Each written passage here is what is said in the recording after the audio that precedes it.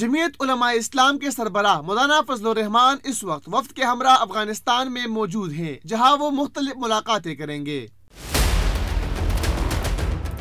مولانا فضل الرحمان نے اس وقت تک نائب وزیر اعظم مولوی عبدالکبیر سے ملاقات کی ہے۔ مولوی عبدالکبیر نے امید ظاہر کی کہ مولانا کا دورہ کابل افغانستان اور پاکستان کے درمیان تعلقات کو مضبوط بنانے اور غلط فہمیوں کو دور کرنے میں کارگر ثابت ہوگا۔ انہوں نے افغان پناہ گزینوں کے ساتھ حسن سلوک اور سوویت مخالف جنگ کے دوران افغانوں کی مدد پر پاکستان کا شکریہ ادا کیا۔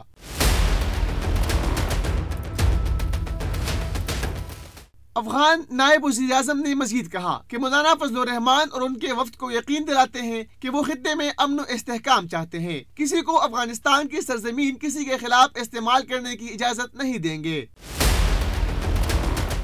مولانا فضل الرحمان کے ہمراہ پارٹی رہنماؤں پر مشتمل اعلیٰ سطحی وفد بھی ہے۔ مولانا فضل الرحمان افغان حکومت کی خصوصی دعوت پر کابل پہنچے ہیں۔ ان کے دورے افغانستان میں خطے سمیت امن و امان کی صورتحال پر بات چیت ہوگی۔ پروڈکشن ٹیم کے ساتھ شیراز احمد شیرازی، PNN اسلام آباد۔